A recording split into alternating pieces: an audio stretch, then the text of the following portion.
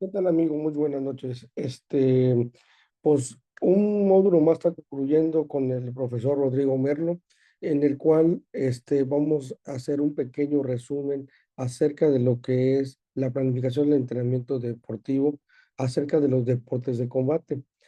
Eh, Todo esto que vimos durante 4 o 5 sesiones con el doctor Rodrigo Merlo, fuimos viendo cómo es que los deportes de combate también tienen que llevar una planeación, conllevan hacer cosas que realmente en ocasiones como seres humanos vemos el box, el kickboxing, el karate, los judos, las olimpiadas de grecorromanas, los agarres, los tipos de boxeo, pero realmente no sabemos en cierta manera cómo es que están conformados.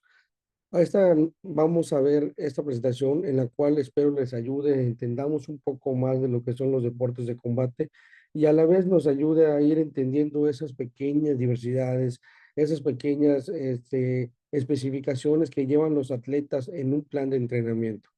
Vamos a comenzar la presentación en la cual tenemos los modelos de planificación de los deportes de combate. Todo este análisis exploramos diferentes tipos de modelos, la cual nos ayuda a optimizar el rendimiento de nuestros atletas en dichos deportes. Toda esta planificación del deporte se basa en diferentes modelos de periodización, de preparación física, adaptándose a las necesidades específicas de cada atleta. No es lo mismo que yo entrene uno de 50 kilos, aquí yo entrene uno de 70 kilos. Por eso en los deportes de combate se van midiendo o se van clasificando, que así se les llama la palabra, por medio de pesajes, por medio de kilos, por medio de alturas, por medio de la fisonomía del ser humano. No es lo mismo combatir con un pequeño ser humano a uno grandote, con pesos más altos. Todos llevan un tipo de régimen o un tipo de sistema que tenga una igualdad. Por eso en los pesajes, si se pasa por 1 gramo o por 100 gramos, es lo mismo que se pasa por 1 kilo o por 100 kilos. O sea, ahí hay una estandarización. Vemos que son ciclos que van desde modelos tradicionales hasta modelos ya más actuales. En la siguiente vemos que la ley de Helms y Seble de adaptación al estrés nos comenta que la ley de Helms describe la respuesta del cuerpo al estrés en 3 fases: alarma, resistencia y agotamiento. ¿Qué nos lleva a esto? A que el cuerpo nos adaptamos a tener un nivel de resistencia normal, luego surge un sistema de reacción de alarma donde estoy entrenando, aumento de esa resistencia ajustándose a soportar el esfuerzo continuo, que finalmente se llama resistencia, y finalmente se llama un estímulo que llega al agotamiento. Después de ese agotamiento, pues el cuerpo se recupera y vamos a una adaptación que el mismo cuerpo, la ley lo explica como el cuerpo se adapta progresivamente al estímulo de entrenamiento, siempre y cuando hay una adecuada dosificación en su recuperación. Esto es crucial para evitar el agotamiento y optimizar el rendimiento y evitar lesiones, porque también si me sobrecargo, me sobreestreso, me sobrellevo, en lugar de que yo obtenga una adaptación al estrés o una adaptación al esfuerzo, lo que voy a hacer es agotarme y hasta lesionarme y posiblemente hasta con rupturas de ligamentos, lesiones más graves que en sí no debemos de hacer. También tenemos que el proceso de adaptación se divide en 3 fases. La adaptación al entrenamiento, que es el proceso de adaptación a la capacidad del organismo a ajustarse y responder los estímulos externos. También vemos que los cambios fisiológicos a la exposición repetida de cargas de entrenamiento va provocando esos cambios estructurales en el organismo, incluyendo mejoras en la resistencia, en la fuerza, en la capacidad cardiovascular, respiratoria, flexibilidad y todo con lo que lleva, ¿no? Igual es importante que en el proceso de adaptación haya esa dosificación y esa recuperación, como lo hablamos. Si nos excedemos, el cuerpo no se adapta. Las cargas deben ajustarse y evitar una sobrecarga o el estancamiento, optimizando el rendimiento a largo plazo. Todo esto, como vemos en la pantalla, tenemos que los diferentes tipos de deporte hay que son más rápidos, más explosivos, otros que son de más resistencia y más fuerza, más agarre o más empuje. Todo esto nos va a llevar a la aliostasis. ¿Qué nos quiere decir esto? En ocasiones la aliostasis, que no es muy común repetirlo, es el proceso mediante el cual el organismo se mantiene su estabilidad interna al adaptarse y responder a las demandas extremas. Nuestro organismo está creado para soportar ese tipo de estrés como el entrenamiento y las competencias durante el combate. Que vemos en la gráfica, ese pequeño dibujito que tenemos en el cerebro, hay una amenaza percibida en la cual hay respuestas fisiológicas, ya sea una aliostasis o una adaptación. Todas estas partes nos conllevan en el ámbito deportivo que es clave porque el cuerpo del atleta no solo busca conservar un equilibrio, sino que ajusta continuamente a optimizar el rendimiento frente a cargas físicas, mentales y emocionales. No solamente es meterle fuerza, hacer técnica o hacer el plan de entrenamiento, sino que también tenemos que soportar un equilibrio alostático o una carga alostática que nos conlleva a respuestas fisiológicas sobre amenazas percibidas. ¿Ok? Espero que me haya quedado un poco claro en esta situación, porque es importante en ocasiones la planificación de los deportes de combate. No es lo mismo planear a un atleta de karate, que es una competencia ya sea anual, multianual o hay combates seguidos, a una de boxeo que puedes pelear 2, 3 veces al año, o una de judo que son campeonatos mundiales, etcétera, que cada uno lleva su canalización. La planificación en este artículo es lo que vamos a referir como la organización sistemática y estructurada en el proceso de entrenamiento, con el fin de optimizar el rendimiento de los deportistas a un largo plazo. Incluye la distribución estratégica de cargas de trabajo, la priorización de los entrenamientos y descanso para asegurar que el atleta alcance su mejor forma física y óptima durante, al momento de ir creciendo, periodizando su entrenamiento, como vemos a un lado, es un ejemplo de un taekwondo que va a ir primero de unas especificaciones sencillas, generales, a una especificación ya más rigurosa, hasta llegar al día de la competencia. Todo esto podemos adaptarlos en diferentes tipos de modelos que vamos a ir viendo a continuación. Tenemos que los modelos de planificación, en una visión general, existen los clásicos y los contemporáneos. ¿Qué es la clásica? Que supervisación viene siendo algo clásico, enfocado a lo que es lo que es desarrollado por Pavlovich McTee. Los contemporáneos son como bloques, ATR, microcultura, que son diferentes autores. Vamos a ir diferenciando cada uno, de hecho. El modelo clásico, como le comenzaba, es desarrollado por Lev Pavlovich Martí en 1972. Este modelo se basa en una estructura lineal y predecible de los ciclos de entrenamiento, organizando el entrenamiento en tres fases: preparatoria, competitiva y transitoria. Es una forma lineal que es la más sencilla de aplicar cuando son modelos o cuando son personas que van aprendiendo este tipo de deporte, porque van agarrando como una recreación hasta llegar al profesionalismo. Ahora, el modelo multicíclico utilizado por Planov en 1977, este modelo divide la temporada en varios macrociclos o ciclos más pequeños, permitiendo que el atleta alcance picos de rendimiento múltiples a lo largo del año. Ya cuando el atleta ya sobrepasó a un nivel de la pubertad y va viene siendo ya competencias, por ejemplo, aquí en México las CONADE, ya empiezan a ver esos ciclos o microciclos que cada competencia se va desarrollando. Por ejemplo, en el boxeo tiene que pelear cada determinado tiempo para que vayan agarrando consistencia o se va dividiendo. Ahora, los otros modelos que también se van vamos a tocar esos modelos de precisión pendular, el modelo de precisión de bloques, el modelo de precisión de campanas, el modelo de planificación ATR, el modelo de planificación bisfásico y el modelo de planificación dinámico. Cada uno tiene sus particularidades que se utilizan para los diferentes tipos de modelos de acuerdo al atleta y a lo que nosotros queramos entrenar. En este caso, comencemos con el más común y el que más casual. Como vemos en la pantalla, ya lo habíamos dicho, es un modelo clásico que busca conseguir la forma deportiva de los atletas en un movimiento específico de un ciclo anual. Este es un poquito más largo. Se basa en una estructura lineal que es predecible en ciclos de entrenamiento, organizando el entrenamiento en las tres fases que ya mencionamos. Esto espera obtener 1 o 2 picos de altos de rendimiento al año. No se basa más que principalmente en el desarrollo de capacidades condicionales, procurando la mejora de múltiples capacidades físicas en simultáneamente. Es como vemos en la pantalla, hay un pico, vuelve a bajar y cuando mucho hay otro, pero ya va hacia abajo, que prácticamente es la preparación, la competencia y el descanso. En el otro modelo, que es el multicíclico, aquí vemos una pequeña diferencia que viene siendo casi similares. La gran diferencia es que en el clásico, que es progresión lineal y descarga, basándose en un solo macrociclo anual, en el multicíclico, que es desarrollado por Platanov, perdón, es más flexible y permite una mayor adaptación a las demandas de canalización competitivo, brindando más oportunidades para ajustes y recuperación entre ciclos, como vemos en la pantalla. Simplemente vamos viendo que cada determinado mes o más o individual, hasta un pequeño mes o 2 meses se puede periodizar en este tipo de multicíclico. En cambio, en la clásica te lleva hasta el anual.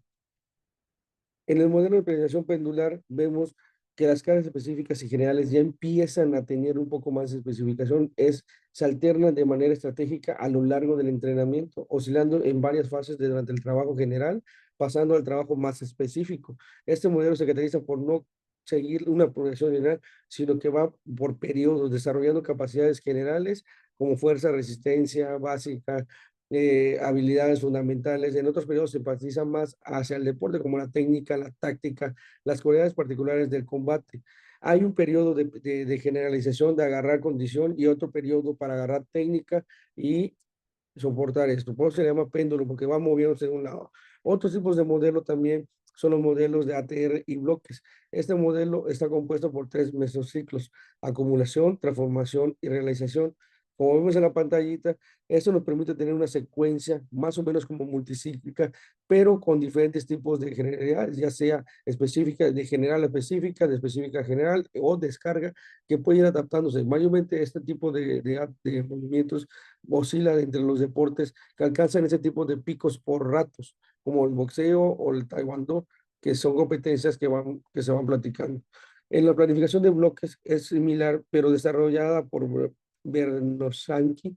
Se considera tres mesociclos: acumulación, transformación y realización. Es parecidos, pero cada mesociclo tiene una función específica dentro de la planeación, asegurando una preparación integral que va desde el desarrollo general hasta la punta puesta en punto de la compensación. Como vemos, van brincando, pero este es más corto y más largo a la vez, y se van mezclando uno con uno. Desde que yo comienzo con mi generación, voy metiéndome al A, B, C prácticamente. Tenemos que también conocer que después de la parte de la planeación, de conocer cuáles son los modelos que podemos utilizar, también tenemos que conocer qué tipo de deportes podemos emplearlos. Por ejemplo, los deportes de combate como el boxeo, el judo, las artes marciales extremistas, que todos ya hemos visto, la MMA, que prácticamente ya está superando al boxeo en sí, en espectáculo y tradición. Son disciplinas que exigen tanto una preparación física integral como un enfoque técnico, táctico más complejo. Desde la gestión y el entrenamiento deportivo comprende las técnicas fisiológicas, antropométricas y morfofuncionales. Como les comenté, los deportes de combate, al momento de poder ser un entrenador y tener esas cualidades de poder observar a un atleta, tiene que determinar qué tipo de situaciones, sus características fisiológicas, sus antropometrías, su morfofuncional de su cuerpo, porque todo es esencial para llevar esos programas de entrenamiento que sean más efectivos. Vamos a ir definiendo cada una de las partes. Por ejemplo, en los deportes de golpeo, como es el boxeo, el kickboxing y el taekwondo, el objetivo principal es impactar al oponente mediante golpes controlados, más rápidos, más explosivos, más dinámicos, ¿no? En los deportes de agarre, como mencionamos, como son el judo, la lucha grecorromana, el jiu-jitsu, aquí lo fundamental o el objetivo es de enfocarse a derribar o controlar al oponente con golpes no directos, pero sí de agarre, de tener fuerza y resistencia, de no moverme tanto y estar más pesadones, más fuertes. En los deportes mixtos, como lo comentaba, y su nombre bien lo menciona, mixtos, combinan técnicas de golpeo, agarre, permitiendo una gama más amplia de estrategias, como hemos visto: patadas, golpes, agarres, candados, todo ese tipo de circunstancias que permiten los deportes mixtos. Como bien vimos en la figura, tenemos desde las partes más básicas hasta de los deportes de agarre, de contacto, de full contacto, como se les conoce, y ir viendo todo esto. Vamos a ir viendo también las características de cada uno. En las características fisiológicas, las demandas son específicas. Nos requieren una alta capacidad aeróbica, anaeróbica, una fuerza y velocidad y resistencia, una adaptabilidad muscular. Prácticamente, el atleta que no tenga ese tipo de características fisiológicas, pues no sirve. No es lo mismo poner a un gordito a tirar un boxeo a que juegue básquetbol. No, no es lo mismo, porque aquí en los deportes de combate, las características fisiológicas son muy específicas y son muy demandantes. También las características antropométricas. Tenemos que tener en cuenta que nuestro atleta, tenemos que ver que para que sirva para un golpe, para el deporte de golpeo, estos atletas, los cuerpos son mesoformos, con extremidades largas que les permite un mayor alcance. En los deportes de agarre, los atletas, su flexión es robusta, con un centro de gravedad bajo, pero mayor masa corporal. En los deportes mixtos, son atletas con un balance entre lo muscular y la agilidad, flexibilidad, tener más dinámica las piernas, más explosivos, más forma de poder tener un balance entre la fuerza, entre el peso fuerte, entre la flexibilidad, enderezar un poco más largo. Es una combinación de todo esto. En sus características morfofuncionales nos entramos ya a lo que es el sistema muscular, que es la coordinación, velocidad de reacción, la precisión son cruciales para ejecutar esas técnicas. Y nos lleva al sistema cardiovascular que con la intensidad que exigen esos combates, existe una alta capacidad cardiovascular para soportar esfuerzos intermitentes y poder recuperarse rápidamente. Su adaptación son atletas que necesitan fuerza, resistencia y flexibilidad para ejecutar técnicas y mantener la postura y prevenir lesiones. Estas características no las debemos pasar de alto porque son esenciales para poder entrenar atletas directamente de deportes de combate. Si no tengo esa capacidad o esta característica funcional, simplemente me voy a lesionar o voy a lesionar a lo que es mi atleta, porque hay que clasificarlo. Pasamos, por ejemplo, a los deportes de golpeo. Como su nombre dice, es explosividad y velocidad. ¿Qué nos tiene dado? Tiene una alta capacidad anaeróbica para generar golpes en fracción de segundos. Tiene una velocidad de reacción que es fundamental para esquivar y contrarrestar. Tiene una fuerza explosiva para optimizar la transferencia de la fuerza al suelo y hacia el oponente. Y su característica morfofuncional tiene que un IMC bajo, alta proporción de fibras musculares, de contracción rápida, que lo que es fundamental para la potencia y la resistencia durante las competiciones, durante el combate, tiene que ser explosivo, veloz y aguantar a una resistencia de 10, de 6, 8, 10, 12 rounds. ¿Por qué? Porque tiene que estar tirando golpes constantemente que llega el momento que los brazos ya no te responden. Asimismo, los de agarre, como bien mencionamos, su morfología son más pesados, son más centrados, su centro de gravedad es muy fuerte, su habilidad clave es la fuerza, el control, la resistencia muscular localizada, especialmente en la parte superior, que es los brazos, el tronco, las piernas, que es su base, y que es su planta, como que dice, su centro de gravedad es fuerte. Su característica morfofuncional tiene una mayor musculatura, su distribución corporal favorece el control y el desplazamiento del adversario. Es decir, tengo que soportar mi peso y aparte del peso del adversario. En los deportes mixtos, aquí la versatilidad es más extrema. Combina todo, como les mencionaba, los puñetazos, las patadas, la técnica de agarre, las sumisiones, la trascensión entre fluidos de golpeo y agarre. La preparación física es cardiovascular, explosiva y flexibilidad. Su técnica es el dominio de golpeo y agarre y tienen que estar preparados mental y físicamente para poder soportar. Son 3 rounds, pero más sin embargo, en esos 3 rounds tienen que ser explosivos, tienen que ser versátiles, tienen que desde los 3 minutos que suena, poder moverse durante todo el ring, aguantar cuando hay tipo de agarre, soportar y no llegar a la sumisión. Todo eso es importante, pero lo más importante es el entrenamiento específico. Poder evaluar las necesidades del atleta y la disciplina que debe conllevar a este tipo de deportes y o prácticamente poder planificar un programa de entrenamiento personalizado.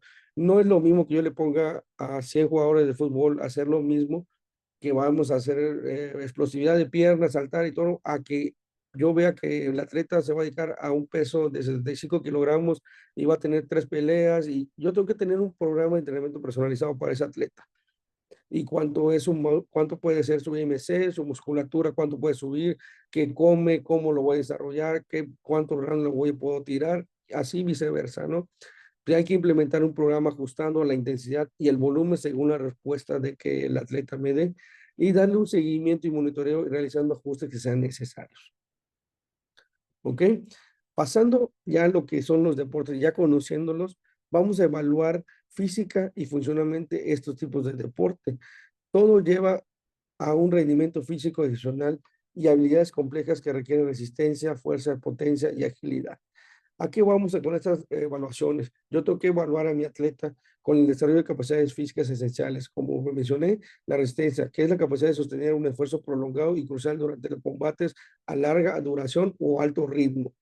Tengo que tener fuerza, capacidad de generar una fuerza máxima, fundamental para movimientos rápidos, golpes y técnicas de defensa. Tengo que tener potencia, evaluar la potencia, capacidad que voy a explosividad, esencial para movimientos rápidos y golpes contundentes. Tengo que evaluar también la flexibilidad y la agilidad. Si no soy flexible y no soy ágil, me van a estar golpeando, me voy a caer rápido a la lona. Son cruciales en los deportes como el judo, las artes marciales mixtas, donde se requiere fluidez de movimientos.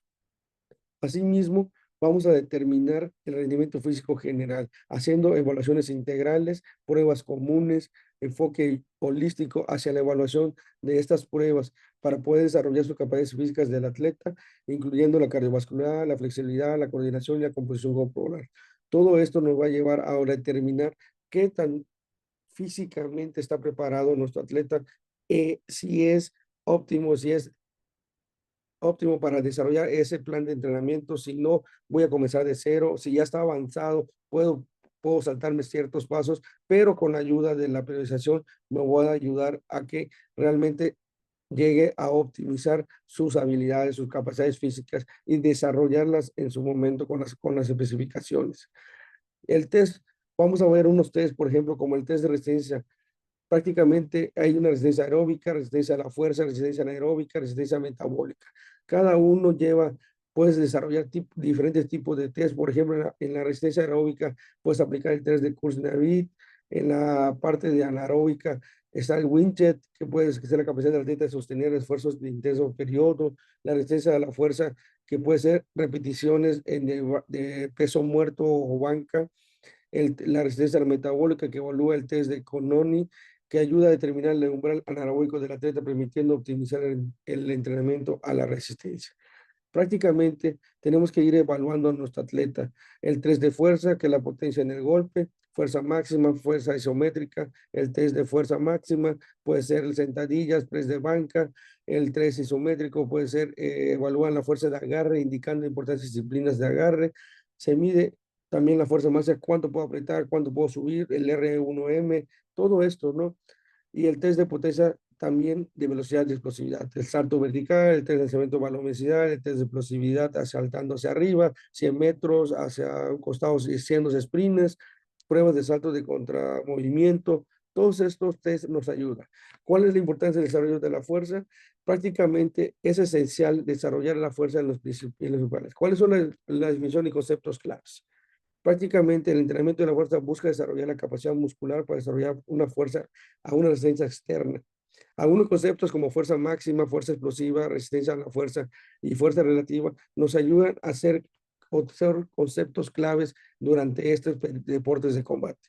¿Qué beneficios nos atrae? La mejora del rendimiento deportivo, aumento de la potencia, aumento de la resistencia que nos evita las lesiones, capacidad de recuperación de mejora, una recuperación más rápida, desarrolla la capacidad anaeróbica, mejora la capacidad de respuesta del sistema anaeróbico, mejora el equilibrio y control corporal. Como vemos, prácticamente tenemos que desarrollar la fuerza en los deportes de combates.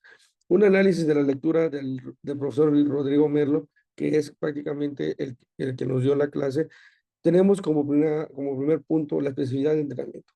Merlo destaca la importancia de enfocar el entrenamiento de fuerza en movimientos específicos de cada deporte de combate, replicando patrones de movimiento como golpes y llaves. Como segundo, su adaptación funcional. El autor o Merlo enfatiza la necesidad de incluir adaptaciones funcionales que mejoren el equilibrio, la coordinación, la resistencia muscular y las capacidades necesarias para un combate prolongado. Asimismo, dice que la fuerza es necesaria, que él evalúa la fuerza, también subraya la importancia de evaluar la fuerza y sus diferentes manifestaciones, máxima, explosiva y resistencia, para personalizar el programa de entrenamiento.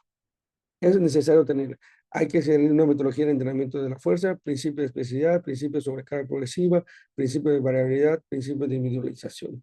Todos estos principios vamos a ir viendo que los tipos de entrenamiento de la fuerza, como la fuerza máxima, explosiva, resistencia a la fuerza, entrenamiento funcional, como vemos en la pantallita, la fuerza estática, dinámica, isométrica, isotónica, isocinética, se van desarrollando de refuerzo y me van dando con relación a la velocidad, fuerza máxima, rápida, explosiva, con relación al tiempo, fuerza de resistencia. Así lo vamos a ir desarrollando los tipos de entrenamiento que tenemos y hay que considerar esas especificaciones para estos deportes. En los deportes de golpeo, la fuerza explosiva es crucial para generar golpes rápidos y potentes. En los deportes de agarre, la fuerza es el agarre y la fuerza isométrica son fundamentales, ya que los atletas deben sostener y someter al oponente. En los deportes de combate mixto, los deportes mixtos requieren una combinación de fuerza explosiva, isométrica y resistencia a la fuerza, porque los combates son rápidos, pero son de momentos y listo. Y como hemos visto diferentes perspectivas que son la fisiológica, y como conclusión vamos a ir viendo la mejora de rendimiento, la importancia fundamental, el reconocimiento de la importancia. Todo esto nos lleva a que prácticamente en 4 o 5 semanas el profesor Melo nos desarrolló los deportes de combate. Espero que también les haya ayudado a ustedes conocer un poco más y saber cómo está. Ahí les dejo unas pequeñas referencias en las cuales podemos consultar en su libro, en otros tipos de fuentes también, pero todo conlleva a que saber los deportes con los que poder planificarlos y poder hacerlos nos conlleva una priorización que nosotros como entrenadores deportivos tenemos que tener en cuenta para evitar y no lastimar a nuestros atletas y que sufran pues, malas posturas, malas cosas. Yo aquí les saludo, muchas gracias por haberme prestado atención. Espero que más pronto nos veamos en otros tipos de video, en otros tipos. Gracias.